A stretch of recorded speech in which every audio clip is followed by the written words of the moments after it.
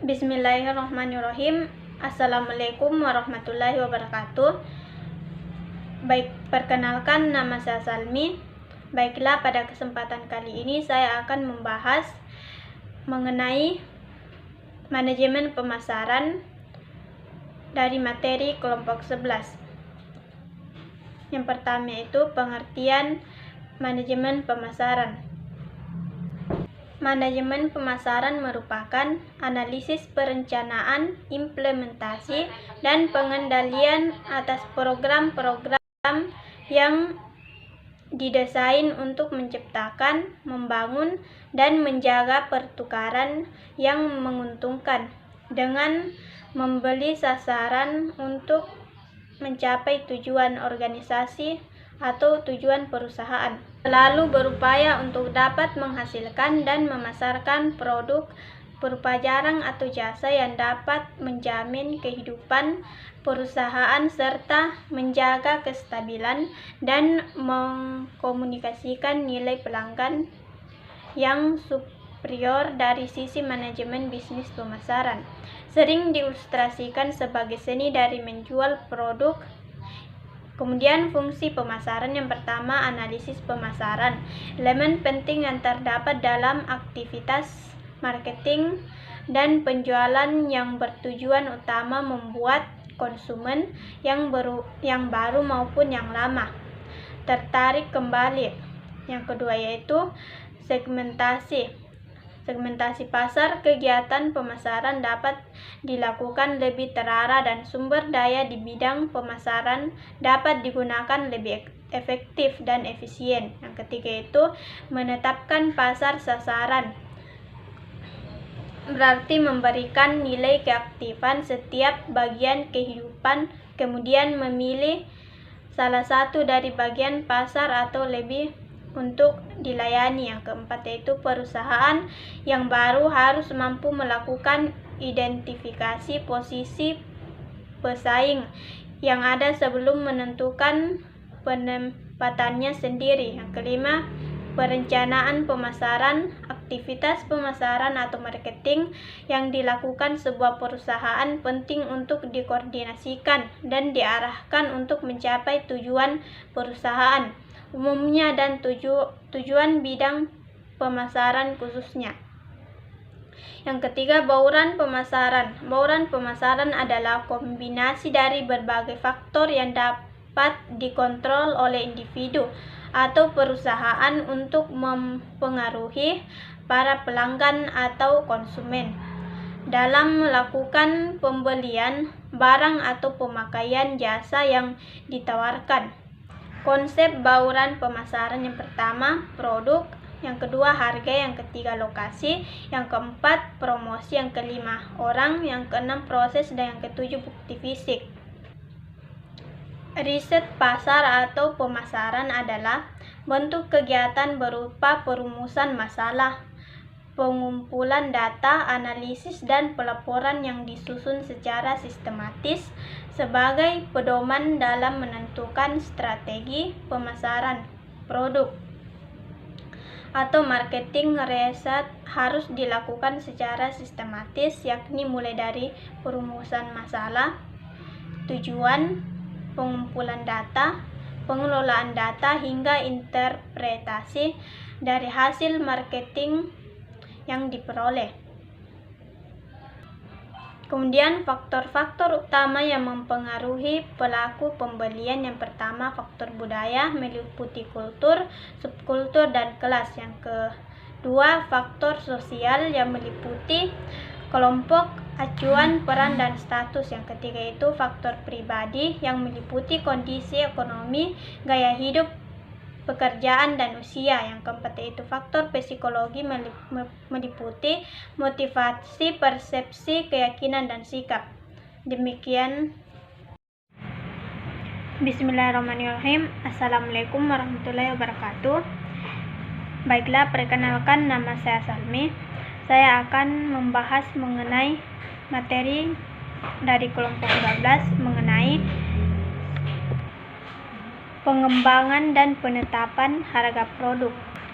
Cara menyampaikan produk-produk dari produsen ke konsumen terdapat 3. Yang pertama, perantara dan saluran distribusi meliputi pedagang, grosir, pengecer, dan agen penjualan. Yang kedua, saluran distribusi industri meliputi distribusi langsung dan distribusi grosir. Yang ketiga yaitu strategi distribusi meliputi distribusi insentif, strategi pendistribusian suatu produk melalui sebanyak mungkin saluran dan anggota saluran. Yang keempat yaitu distribusi eksklusif, strategi yang digunakan suatu manufaktur untuk memberikan hak eksklusif untuk mendistribusikan atau menjual suatu produk kepada sejumlah grosir atau pengecer tertentu dalam wilayah geografis tertentu. Distribusi selektif, strategi perusahaan yang hanya menggunakan grosir dan pengecer yang memberikan perhatian khusus kepada produk tertentu. Grosir adalah pihak perantara antara produsen dengan pedagang retail di pasar. Para pedagang grosir ini akan memperoleh atau membeli produk dengan kuantitas yang banyak dengan harga yang lebih rendah dari pihak produsen, lalu menjualnya ke pihak pengecer ataupun perusahaan retail. Perbedaan grosir dan eceran. Grosir adalah menjual dalam jumlah yang besar, sedangkan retail atau eceran yaitu menjual dagangan dalam jumlah suatu satuan atau ketegan. Jadi eceran dan grosir adalah dua pengaturan distribusi yang termasuk di dalam rantai pasokan. Grosir terdiri menjadi 3. Yang pertama grosir lokal, yang kedua grosir wilayah, yang ketiga grosir nasional. Retail atau retail aktivitas perniagaan yang melibatkan penjualan barang atau penawaran jasa secara langsung kepada konsumen akhir. Fungsi retail yang pertama itu memudahkan konsumen untuk mendapatkan barang dan jasa yang dibutuhkan. Yang kedua yaitu memberikan keuntungan bagi produsen dan grosir. Jenis retail. Yang pertama jenis berdasarkan produk yang dijual. Yang kedua berdasarkan kepemilikan.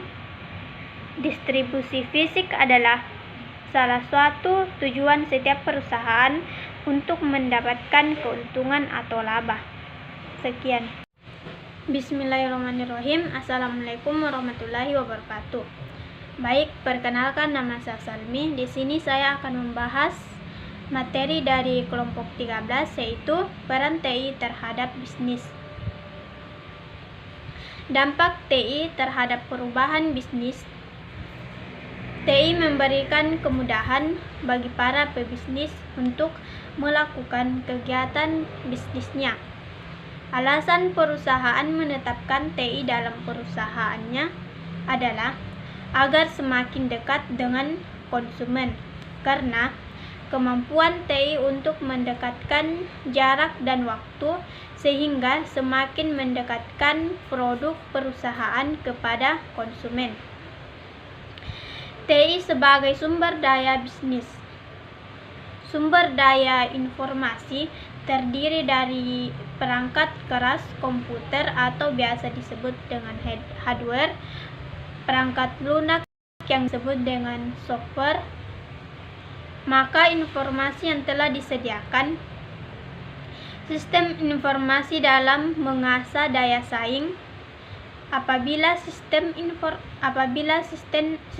informasi manajemen dirancang dan dilaksanakan dengan baik, maka akan banyak manfaat yang bisa diperoleh manajemen perusahaan, yaitu mempermudah manajemen dan membantu serta menunjang proses keputusan manajemen. Tujuan umum sistem informasi yang pertama itu menyediakan informasi yang digunakan dalam perhitungan harga pokok jasa, produk, dan tujuan yang diinginkan manajemen. Yang kedua, menyediakan informasi yang digunakan dalam perencanaan pengendalian, pengalokasian, dan perbaikan. Yang ketiga itu menyediakan informasi untuk mengambil keputusan. Risiko dan ancaman TI. Pertama, kerusakan perangkat keras dan perangkat lunak. Yang kedua, kesalahan manusia. Langkah-langkah dalam perlindungan TI. Yang pertama, membuat kebijakan untuk menangani informasi. Yang kedua, menggunakan enkripsi untuk mentransfer data. Yang ketiga, memilih software yang aman untuk organisasi. Yang keempat yaitu meningkatkan keamanan password. Yang kelima, menggunakan komputer pribadi. Yang keenam yaitu mematuhi peraturan keamanan. Dan yang ketujuh yaitu meningkatkan kesadaran keamanan. Yang kedelapan, menerapkan sistem manajemen keamanan informasi. Sekian. Assalamualaikum warahmatullahi wabarakatuh.